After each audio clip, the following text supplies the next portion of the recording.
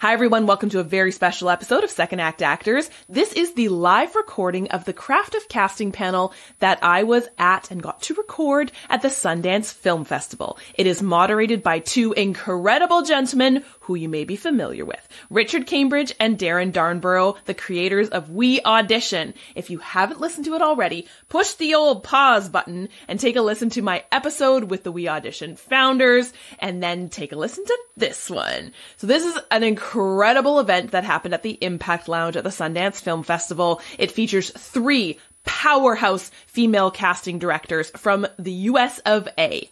Please enjoy the Craft of Casting live from the Impact Lounge at the Sundance Film Festival.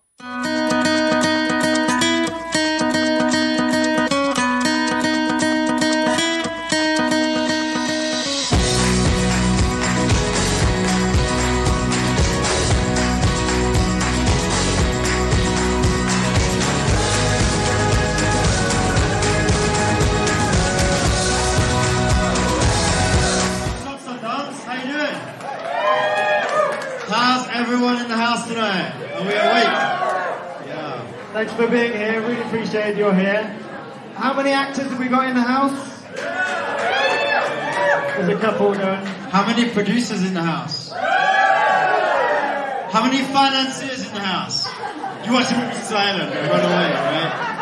Thank you guys so much for being here. We're really grateful to you. If you don't know us, I'm Darren Darnborough. I'm an actor and I'm the co-founder of WeAudition. I'm Richard Cambridge. I'm an actor as well. I'm the CTO of WeAudition, and we work together for you guys to make it the wonderful community that it is. Thanks for being here. We really appreciate you. Thanks for coming. Like, what a great crowd. Like, beautiful crowd as well, right? Look at these guys.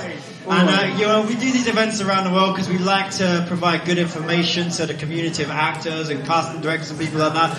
And I think, we're here today for the impact of casting. And one of the things that we've noticed as actors is casting directors don't get the credit they deserve a lot of the time. They don't get put up on stage. They don't get spotlighted like they should. And as actors, we're grateful for them because they're our long-lasting relationships. So without further ado, I want to welcome our casting director guests to the stage. Not in order of importance, but first up we have Kimberly Whiston. Kimberly, we know each other from Atlanta, don't we? And Kimberly works with Fincannon Cast Associates. She's made small shows like The Walking Dead and stuff like that. And you're here with Suncoast, right? Suncoast, Woody Harrelson's movie. Give it up for Kimberly. And next up, we have Liz Kelly. Come on down, Liz. And Liz, you are in LA, right? Austin, Texas in the house.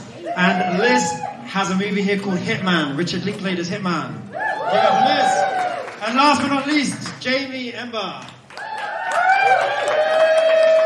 Jamie is in LA, I got that one right. And you might have heard about this one, it's been doing the rounds in all the news. Thelma is Jamie's movie. Welcome, guys. Thank you. Thank you for being here. Yeah, I think these guys like you as well. So we'll get right into it. We're here talking about the impact of casting, right?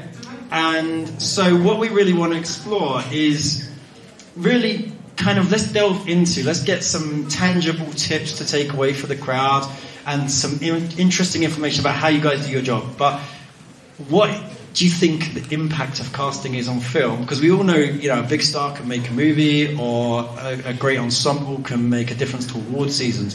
But I want to hear from you guys, what do you think the impact of casting is on a film? Because we still don't have a casting Oscar, do we? Which we should.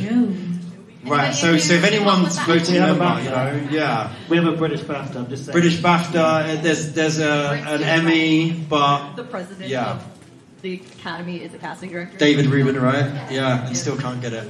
But we know that casting has a massive impact on the success of a movie.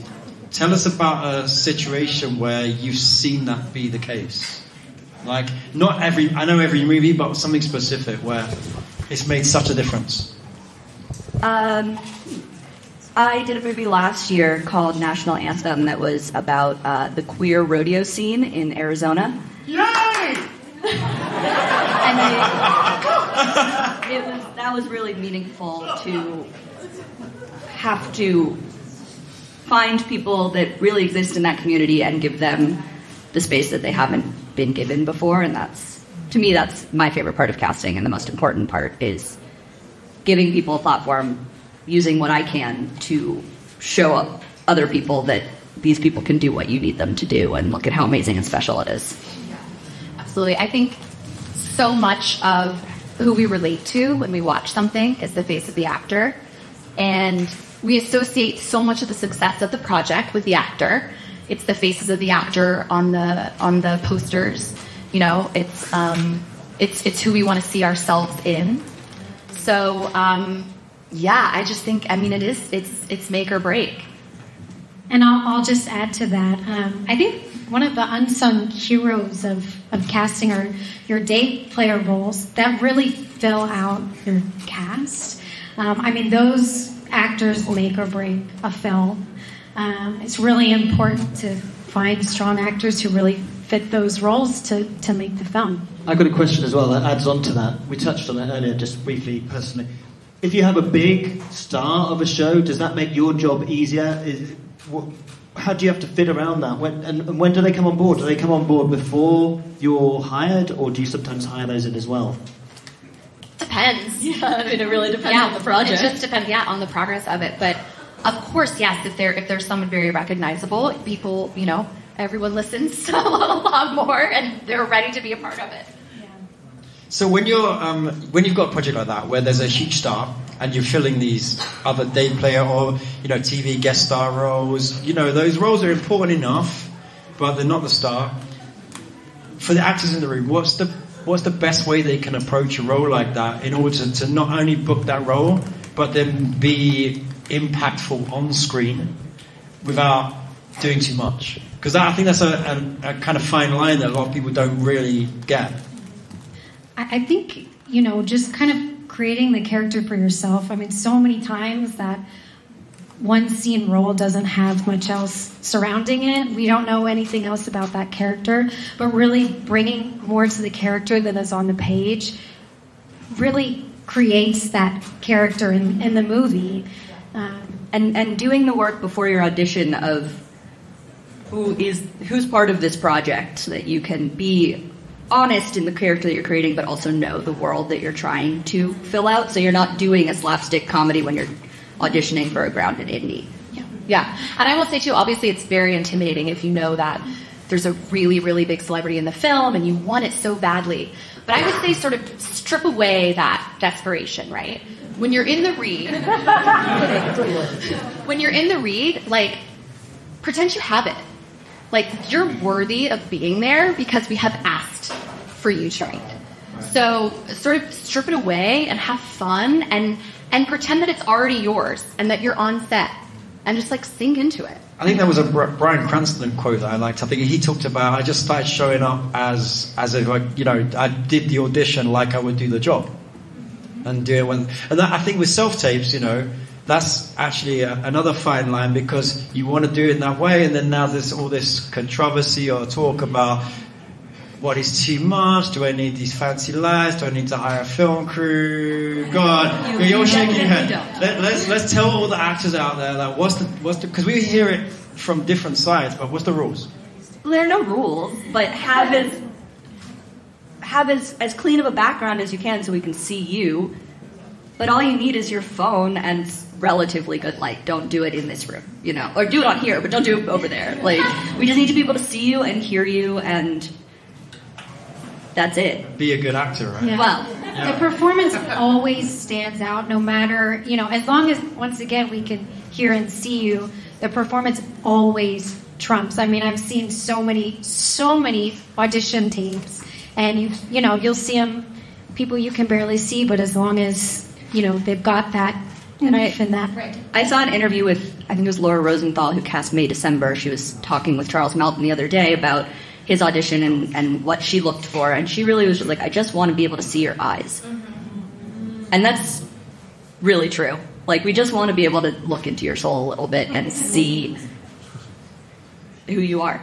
Yeah, and I think just add decent framing to that. Yes. Usually, not rubbish, not bad. But it also doesn't have to be perfect. Right, exactly. Decent is the perfect word. Decent, Yeah, and so in that sense, I always think when I do my self-tapes, try to be as authentic in the scene as I can. Yeah. And for that, I like to use another actor as a reader. I like to feel like I'm in the scene. I create my world. In terms of that, how important is a reader for? Because I know the new SAG rules came out. You're not allowed to ask people to do this and do that, whatever. But we're all going to do what we want to do for our best foot forward anyway, right? Absolutely. Doesn't matter what someone says. You're going to make the best. So what are those things that make you go, now that's a scene versus that's an actor putting himself in tape? I think it always helps to have a reader, if not only that you're connecting with another person, I think that really brings out an extra bit of the performance. An energy exchange, yeah. Yeah. I mean, we've cast people before who have, not had a reader with them, but majority of the time you're casting people who are connecting with other people, because that's what you want to see. You want to see this, especially on a self-tape when you're not in the room with somebody. How do you portray that? Yeah. Right, and it's that time when you're not talking, when you're really acting, right? When you're listening, yeah. I did an interview with the editor of Homeland, and I think his name Jordan, somebody, and he has this great book called How to Avoid the Cutting Room Floor, where he talks about when you're in that guest star, because he said Claire Danes is so good, Mandy Patinkin is so good, that when that guest star comes in, he said there's two choices, I can cut to you, or I can cut away from you. And when they are so good, he's like, trust me, if you're not bringing it, I'm going to cut away from you.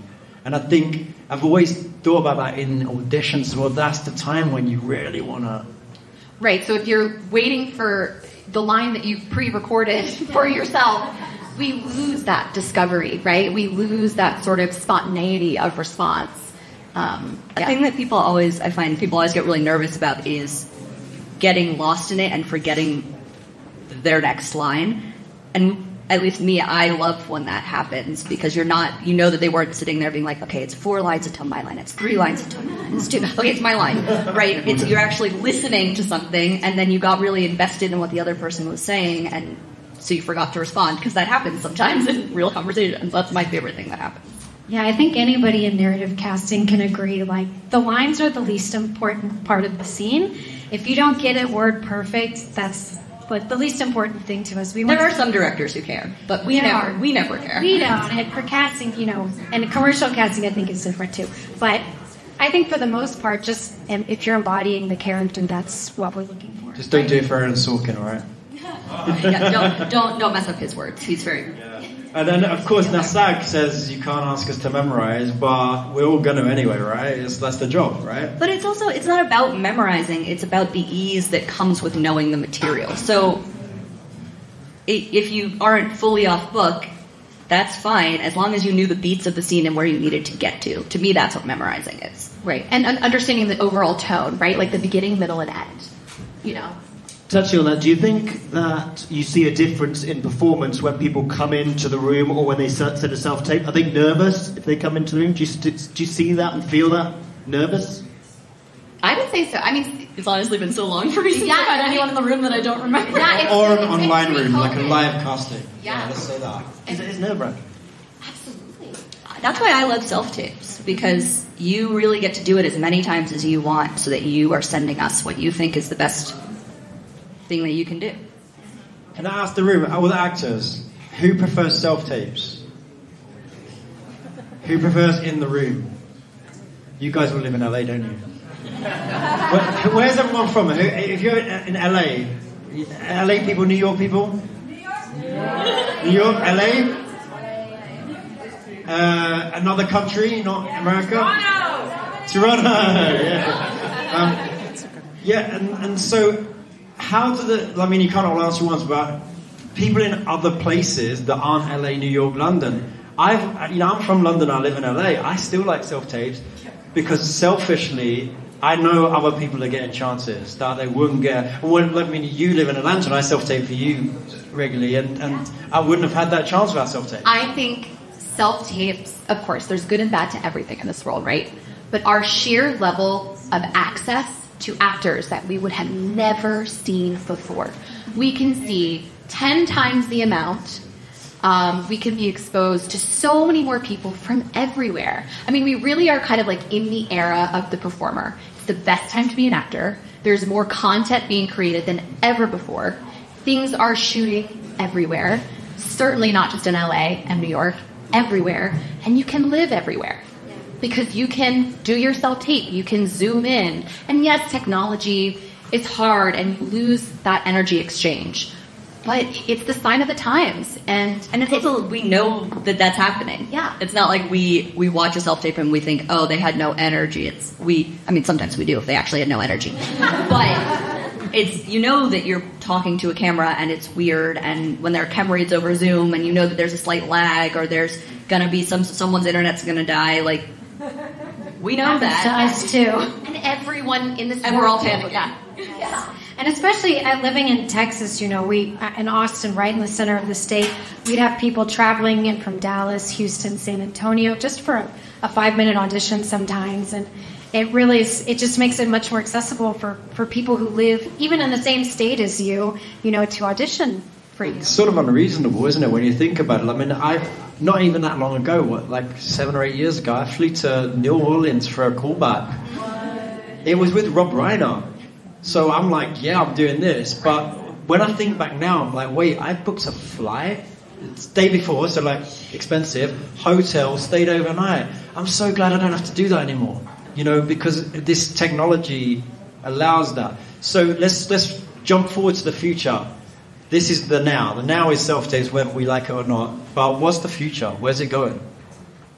I would love... In any way. Yeah. The crystal ball. I would love to see kind of a more pushback into in-person callbacks. Yeah, Because first round self-tapes. I think the first round self-tape is really effective. We see what we need to see, but really getting in the room with somebody in a callback is, I think, something different. Do you do chemistry reads, or do you do online so you can get people together? Is that a thing? Chem reads over Zoom, I will say, like, studios probably should, we should definitely be having chemistry reads live. Yes. And I think it's all going to start with somebody who's really demanding it and really asking for it. It's going to be about those directors who want, you know, to sit in the production office and have people come in, because they also enjoy the access of finishing up their previous feature in Italy and dialing into the callback, you know.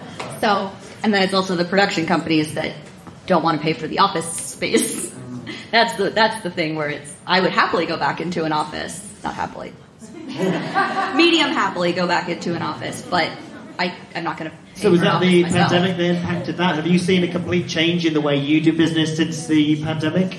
hands down. Yeah, 100%. Is Richard Linklater the kind of person, like from his films, I would imagine he's the kind of person that wants to do like workshops and in person and all that? Oh my gosh, right he's so cool to work with.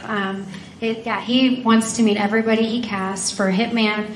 We went to New Orleans. We had a 3-day callback in New Orleans in this old firehouse. It was really cool. And actually, Glenn Powell was there too. He read with every single actor that came and auditioned. It was such an amazing experience for everybody. And I haven't seen the film yet, but I can only imagine that really helped them, find the person that they really wanted to cast. You could be spending, 6, 8, 10 weeks with these people. Like, are you a decent human being that I'd like to get a coffee with? That's the hardest part about self-tapes is having the confidence to say, you want to be with this person on set. Whereas in a room, you could be like, you know what, they had a kind of a weird energy and I felt uncomfortable. You wouldn't want to be there. You can't really pick up on that in a self-tape or on Zoom. So just on that note, I want to shout out to every one of you that's in this audience today, because whether you're an actor or not, but you showed up, right? And the reason we do this is because we know that with self-tapes, we've both been actors for many years. I'm not going to give our ages away, we're old. And, since our teens. And we've gone through all this stuff. And actually, the complaint we hear, both personally and as the founders of WeAudition, is I can't connect with casting anymore. And that's why we do this, so that you can connect with each other, you can connect with casting. They're friendly. Casting directors are really friendly. They love hearing from you, actually. And I see that kind of that shift since the pandemic. The accessibility has gotten so much more. Everyone has more access to Instagrams and Instagram Lives and Fives. We never had that when I was starting out. It was this untouchable thing that you couldn't connect with. And so I encourage you guys to show up to film festivals, even if you don't have a film here. Show up to Cannes, show up to Sundance, show up to South by Southwest. Go to events, because this is where now we can do that. We can see people's faces and connect, you know. Sorry for that. No, absolutely. And I will piggyback on like the socials of it all, in that we can see the content that you're creating. Like I said, it's kind of like the era of the performer, and technology has allowed everyone to connect in a way that they've never been able to, and to collaborate and to come to festivals like this. And then, you know, we can see who you are outside of acting now, you know. We can see what you like to do, you know, whether you like to repair old cars or whatever it might be.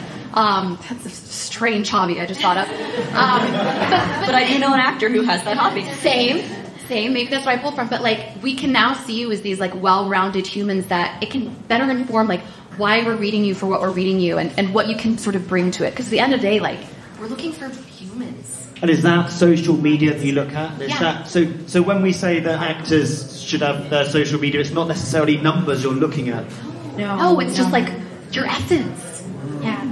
It's the studios that care about numbers. We don't care about how many followers you have. We just like to see, sometimes we're a little bit stalkerish, and we love to just root around and, okay, you're really cool. And especially also if you're casting something that needs to be really authentic, you want to make sure, just like to go back to the movie I mentioned earlier, like you want to make sure if we're casting queer rodeo people that you really are. Because otherwise I'm not doing what I think is important in casting. Authentic. Yeah. Let's talk about that though. So what is the line between, if I'm not a doctor, can I play a doctor? If I'm not, what's the line? Because a lot of actors, I know the conversation doesn't really get there because everyone's worried about saying the wrong thing, but I know from the actors that I speak to around the world, people are not sure what they can submit for, what they can accept. I mean, honestly, I'm not sure either. It's kind of one of those things that you discover as you go along for each project. I do think, you know, gender identity and sexual orientation and things like that are important to really be authentic about, and, you know, ethnicity is very important. But it is also acting, and so it's one of those things that you just kind of, I don't have the answer. No, I figure it out as it happens. Pulling from your own truth. I think you have to be able to pull from your own truth for it to feel authentic and real for us, right? So if you're really reaching, we're going to see that. It's going to read that way. Certainly don't say that you're like an Olympic equestrian rider on your resume. If you can't show up to set and do it. But I'm going to take that off my access right now. If you are like medium okay on a horse and you know how to get on a horse, I probably won't know if you lied. You know, I just don't want you to show up and be like, actually, I've never touched a horse in my life. Actually, I'm allergic and I'll break out in hives. Yeah. I will say one time we were casting for a deaf person who knew how to speak sign language, and we brought people in who on their resume said fluent in ASL, American Sign Language. We brought somebody in the room, they didn't know a lick of American Sign Language. And we communicate it beforehand. But it's in situations like that, the authenticity is very important. It's important to the role that you're casting, that is authentic. And I think in those situations where, you know, it's a part of the story that you're telling, that the authenticity is really important. And that's a skill as well. And going back to self-tapes, if that person put themselves on self-tape, they've wasted their own time only. Right. Well, they wouldn't have even done it because they get there and they're like, can't do it. We wasted our time a little bit too, yeah.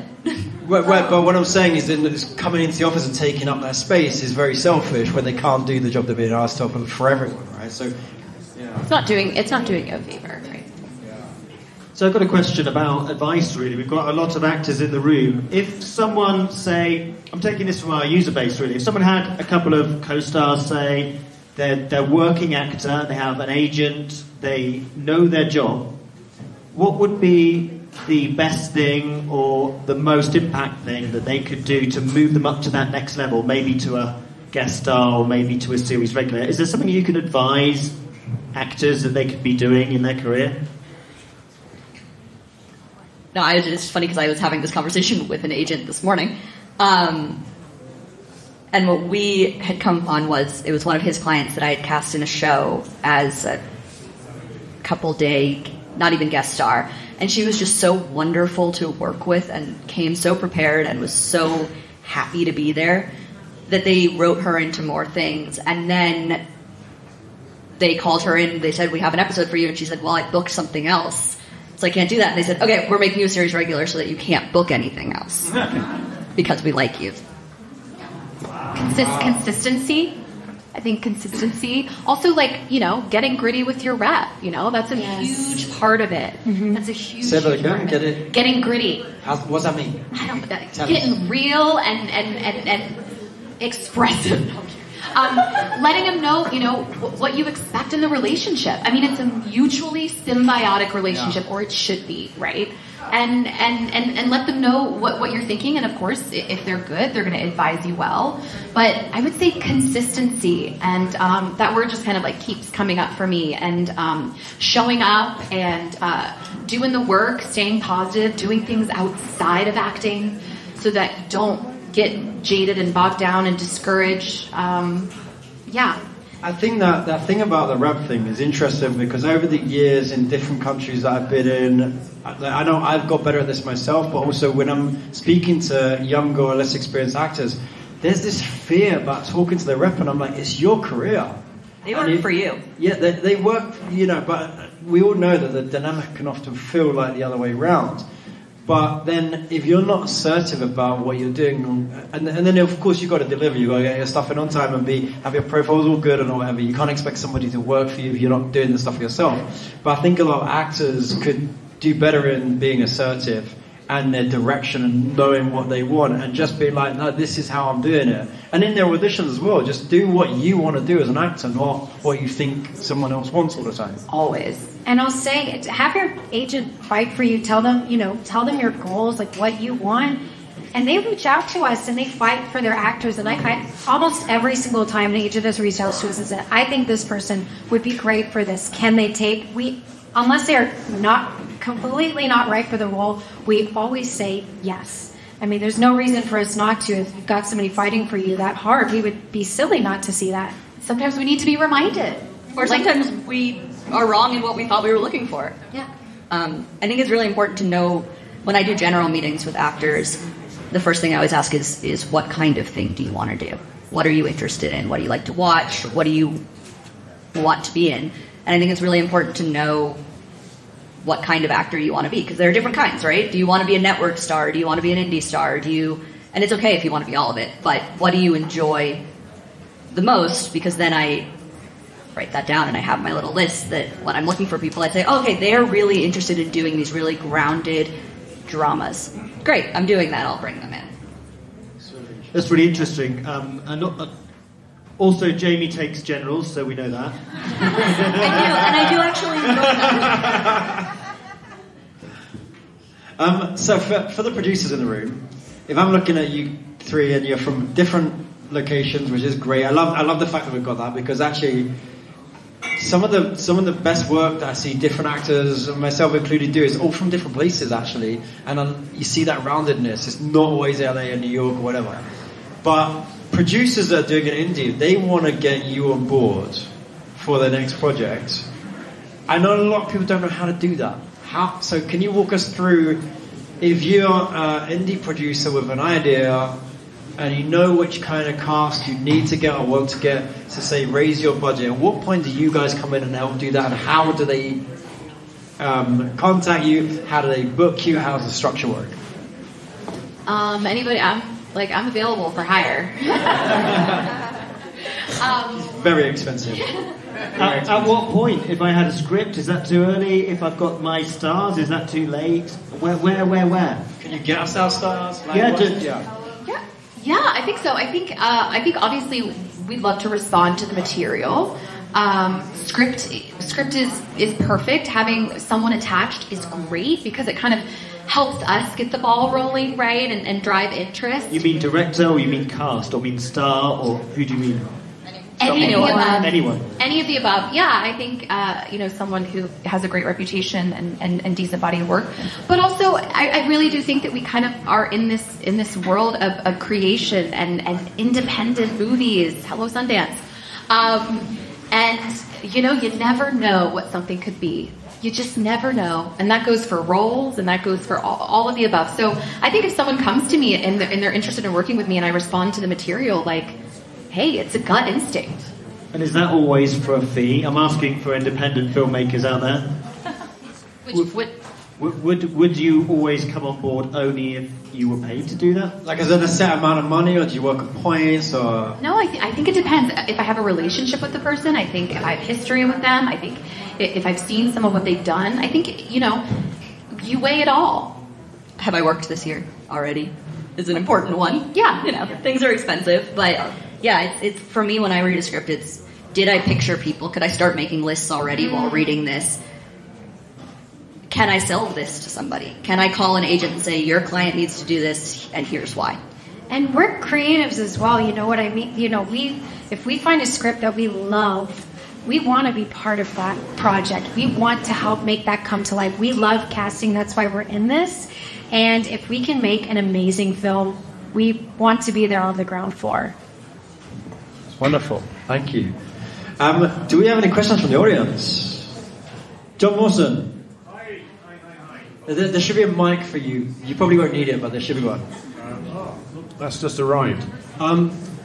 I really like self-tapes, but what I do miss is getting a feedback and a note and an adjustment from a CD, which is so crucial because it tells you whether or not you're close or way off or there.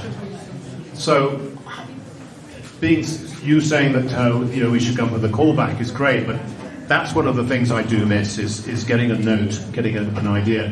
And to that point, because we don't get that ability to just walk into the room and chat with you for 2 minutes before you put your camera on and record us, I've been thinking that maybe the slate is the time to do that.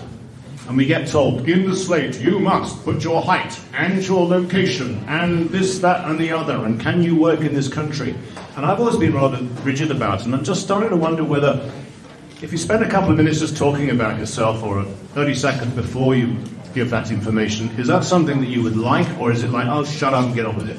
Yes, I love when people get creative with their slates, because we watch slate after slate after slate after slate, and when somebody pops, even if it's not their performance, their slate, we love to see it, because then we get to see a little piece of you, and that's so important to us as well. I wouldn't wax poetic about your life and why you got into acting, but a little bit about why you liked this or what you wanted to do with this is always fun.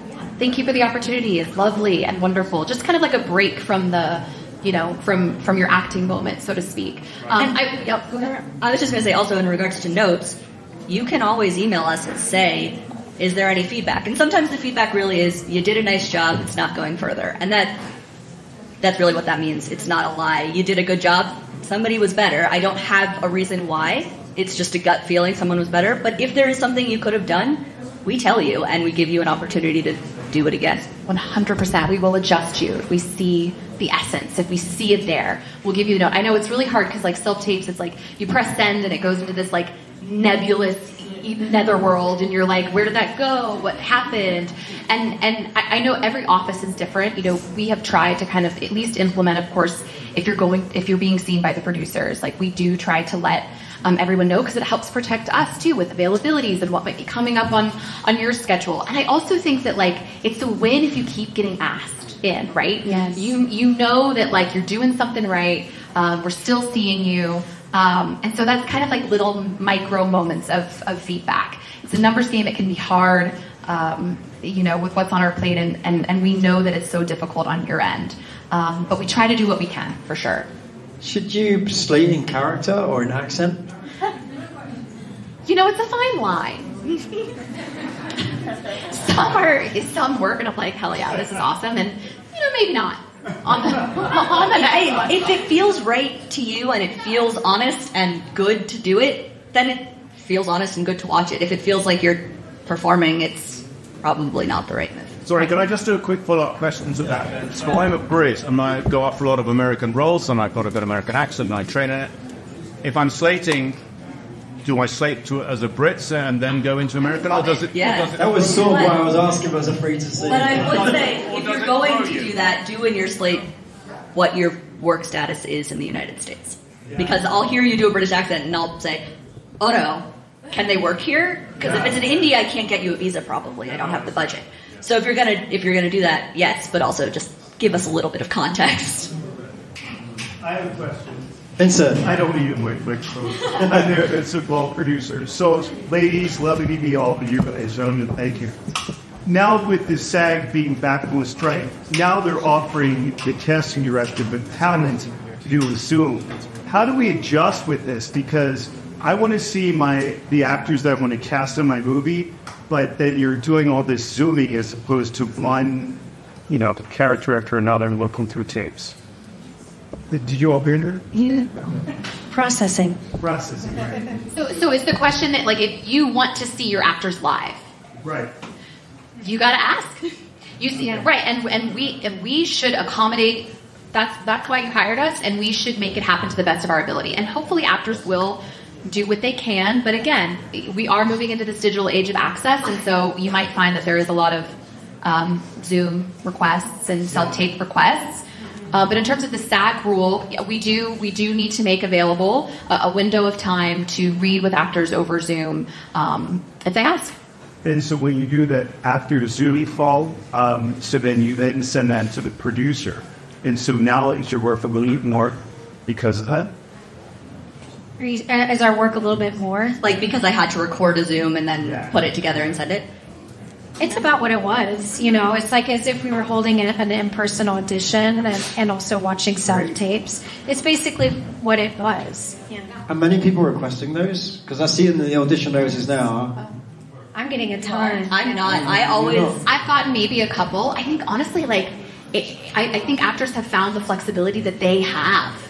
And yeah, it's so interesting. Like, I think at first it was like not daunting, but it was something we would all have to adjust to. But it's funny because people they haven't really been utilizing it, and I think it's because they're like, great, I can be in my hotel room while I'm booked on this. Just put myself in, it's like I can be at Sundance and do some auditions, which is happening. I booked the biggest thing I ever booked at 2 a.m. in the morning because I was ready. I was doing my prep, and I thought, I'm ready now. I'm going to do this. I'm going to record it.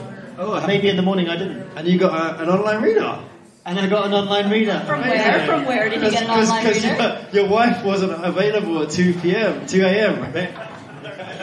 Don't read with it. Just everyone, don't read with your partner. Don't get a reader because we've been saving relationships at WeAudition for 8 years. Are there any WeAudition members in the house? Oh, there you go. That's good. Well, you guys can tell everyone how great it is after the panel. That's good. Any more questions? Yes. Yes, sir.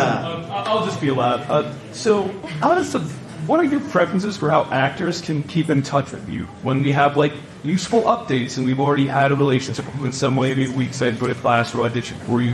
What are the channels? What are your preferences for frequency and anything else that you guys like? Everyone hear that? Yep.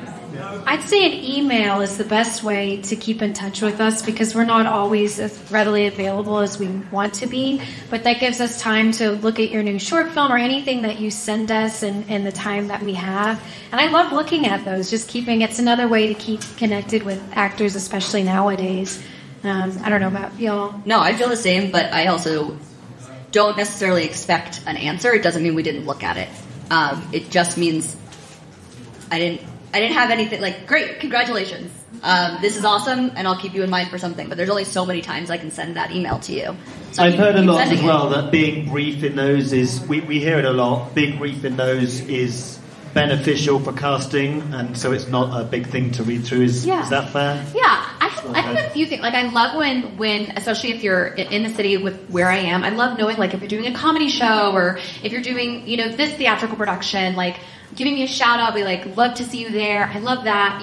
Gone are the days, obviously, where we would get the postcards and I'd get them in the office and I'd see some agents, and I know it's hard depending on their roster, but some will be catch so-and-so in The Resident tonight, and I'll just see it across my inbox. And it's okay, great. They're working. That's awesome. Social media obviously is very much a thing now. I know our office does have a social media presence, and so that's kind of a way that, we can interact better and see what you're up to and get the follows and follow backs and all of that, to see your content. But yeah. We're really nice. Yeah, we're not rooting for you. Say hi. We're happy to hear from people all the time. And we love actors. Actors are our favorite people. We love to watch you all day. I promise you. That's why we request self-tapes from you, because we genuinely, actors are the bravest people I know, because you go out every day and you put yourself out there, and that's I mean, it's hard to even be up here and like talk in front of all these people, but I'm serious. Like you are the reason why we do our job, and so I applaud you all for keeping at it. It's such an important thing. You are the reason why film is the way it is. I just want to jump on this as well. We do these panels around the world with casting directors all over the world. So me and Rich speak to probably more casting directors than anyone we know. They all say they watch your self-tapes. Because every time I see an interview, it's like, oh, are you actually watching it? Yes. Yeah, we hear that again and again. Leave that behind. Do your best work and put it in. Trust your agent. Has that relationship and that tapes be getting watched. Because I think then you can take all that stress away from it and go, I did good work and it got watched. I had a thank you yesterday from a tape that I did 3 months before. I completely forgot about it, and I had an email about this project. Forgotten about it. Thank you so much. You know, we watched it, we loved it. It's not progressing further, which happens rarely, doesn't it? But apparently, you don't get every job you go for, Rich. No. What? Looking as handsome as this? What's wrong with you? I love y'all's banter so much. Any more questions? There's one in the back. Oh yeah, hey, Michelle. Hi. So this question, because I'm in a different world, but... Do you have a mic? Yeah. What world are you in, Michelle? I'm a manager. So when you guys post name actors only, how serious, because I have a name actor, but he's only known in Utah. So what do you really... I don't never post. I have never posted that either. No. I didn't know that was a thing. No. But I would say submit him. If he's a name actor somewhere, I'm sure they want to see him. Okay. Yeah, teach us. Show us who we should know that we don't Actors know. make the names. You know what I mean? I'm like, there's so many series out there that, quote unquote, became global phenomenons from no-name actor. It's just like, And what does that mean, right? No, there's not a list of names. Right. Somewhere there's a list. My name's Richard. I've got a name. Yeah, it's totally subjective too. Wait, It's I have a cute story about this actually. So I got a breakdown sent to me once for me, and in the description for the audition for me, they asked for we want this type of actor, and that type of actor was actually my friend. And I sent him a message, being like, "Hey, bro, I got this audition, but they actually want you." And he's like, "Yeah, I'm free. I knew he wasn't working as much as he wanted, and it's crazy because these producers and casting directors were looking for a type of him when they could get him, and his agent and manager hadn't seen it, and they hadn't submitted him. Like, this is crazy. You are the prototype. I once had a friend who went in, was that person. We're looking for this type. She went in, and they said, "You're not quite right." Did they obviously knew it. What? They knew it was him? It was her. And I think they just were like, yeah, but we were picturing you from a very specific thing, and you're actually a full human. Wow. And we're not picturing the full human. We wanted you to come in just playing this thing that you've done. And you didn't do that, so. So it's hard for everyone, you're saying. We had a question in the front of him? Yeah. You go. Yep, there you go. Do I? Oh, okay. I guess so. Everybody can hear me. Number one, I love that you're all women, you're all ladies. I think this is the one thing in the entertainment industry that's dominated by women, one profession. Yeah. So lovely. But sorry, me and Rich are here. I'm sorry. But I love that. Right, it is dominated by. Yeah. But anyways. Do you think to be a casting director you need to have background in acting at all, or do you think you can come from any type of life as long as you know humans? I think you have to have an interest in acting, but I don't think you need to have done acting. No, I think you just need to.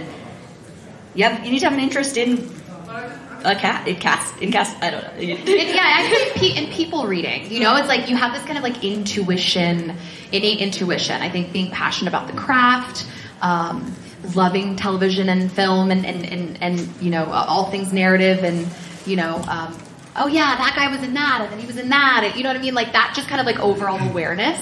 Absolutely, but I think just like being passionate about the process, and so many people, it's wild. Like, so many people, you don't go to college being like, I'm going to be a casting director, and it is cool though that there have been some programs that have popped up, and I'm like, yes, more of Would this. you recommend it as a career for actors and also for people who are not actors?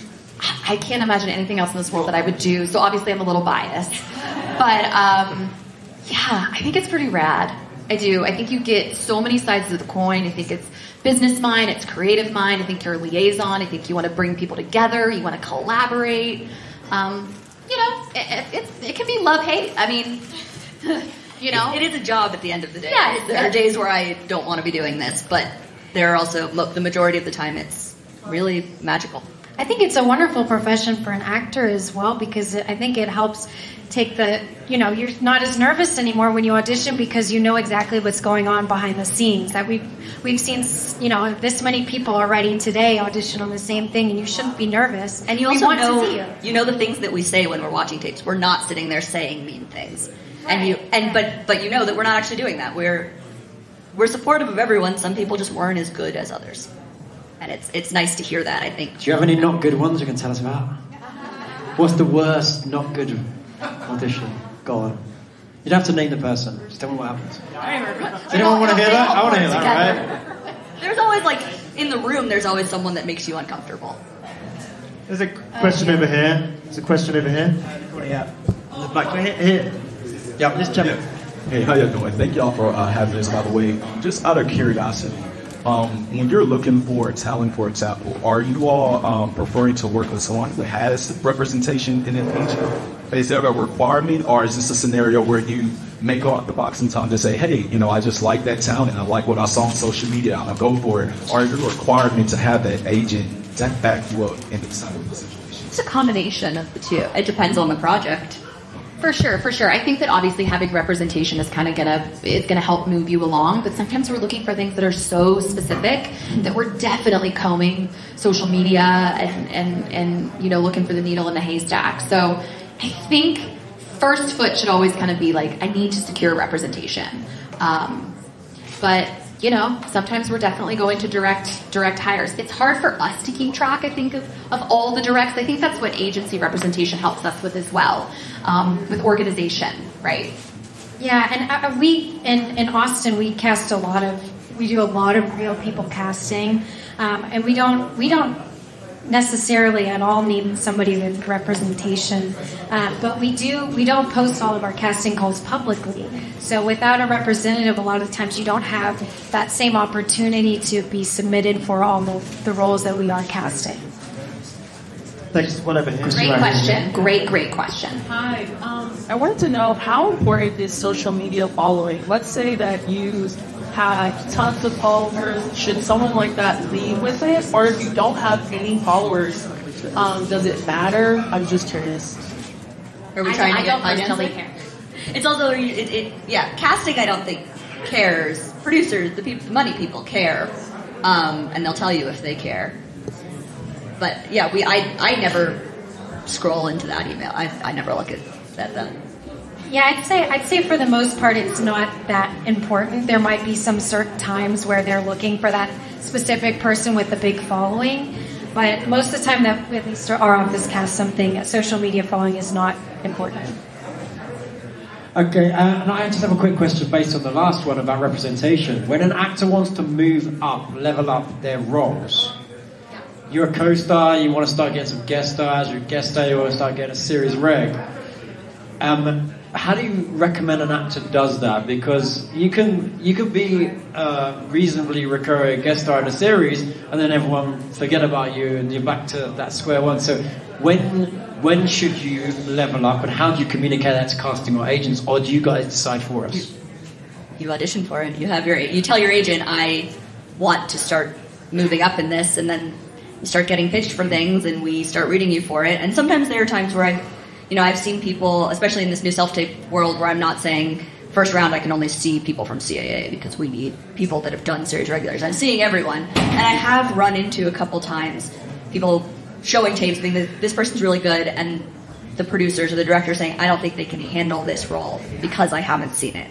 But then it's my job to bring you back and work with you so that I can prove that you can do it.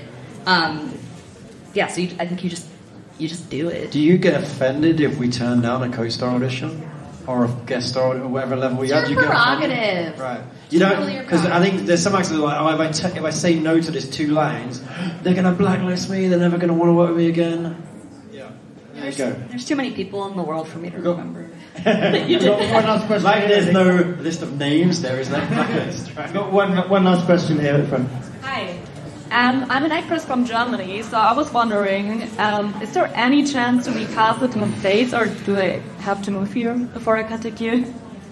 Do you live there full time? Yes. I think it's a lot of times just a difficult thing with the budget of the film, because, I mean, if you're willing to work locally here and wherever it's casting, I think you have a much better chance. But a lot of times, especially with indie films, you know, they just don't have the budget to fly you in. And the visa. Yeah. The work feasibility, Yeah, that's the main thing, because if that process, unless the company does it for you, is very expensive. It can be done. There's many ways, especially if you're established in your home country. But getting the right working papers in advance then makes it easier on these guys to hire you and be like, yeah, this person can work here. And a lot of the time we're told beforehand by our line producer, hey, you can only have people that already have an O1 visa or green card or are citizens. And so we just can't because we know that we're not going to be able to get it for you. So we don't want to waste your time and your effort, because we know how hard you guys work on auditions. And so we don't want to waste your time. Yeah, I think it's really freaking awesome that you're here, though. That is so rad. And, right? how cool. Yeah, we definitely have a few obstacles, but I still believe, like, where there's a will, there's a way. But I will say our timelines usually, you know, sometimes, like, we have 6 weeks, and oftentimes that process can take longer.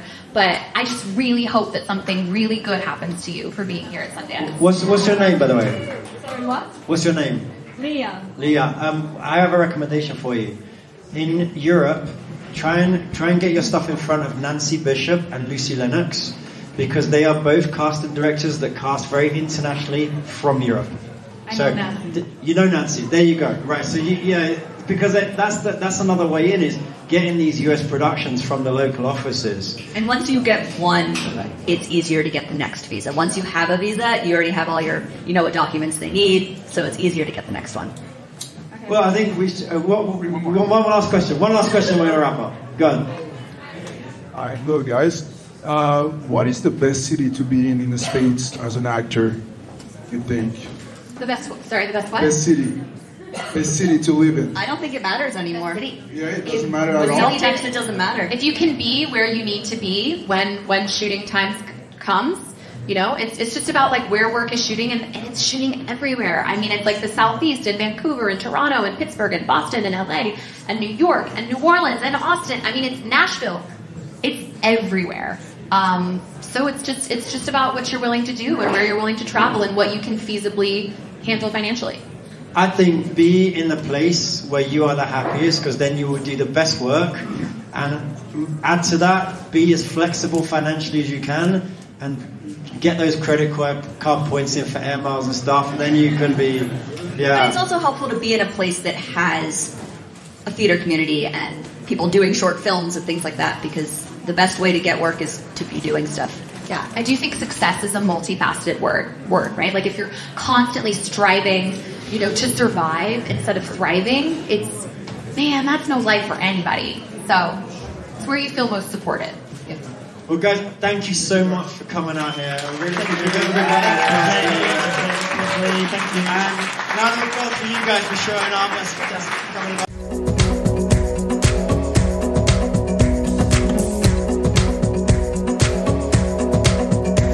Thank you everyone for tuning in to this special part 1 of my Sundance Film Festival episodes. That was the live recording of the Craft of Casting panel from the Impact Lounge at the Sundance Film Festival. Next week, I've got part 2, of my Sundance Film Festival episodes. This will be I'm calling it a Sundance Film Festival potpourri.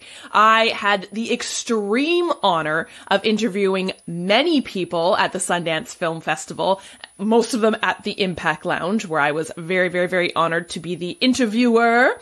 And you will get to hear all of these individuals. I have incredible people. I have a merchant marine turned actor. I have a med surge nurse turned actor who's starring in a film with Jesse Eisenberg and Adrian Brody that premiered at Sundance. I've got a couple directors. Oh, I'm so excited. I hope you'll all tune in next week for part 2 of my Sundance Film Festival episodes. Bye!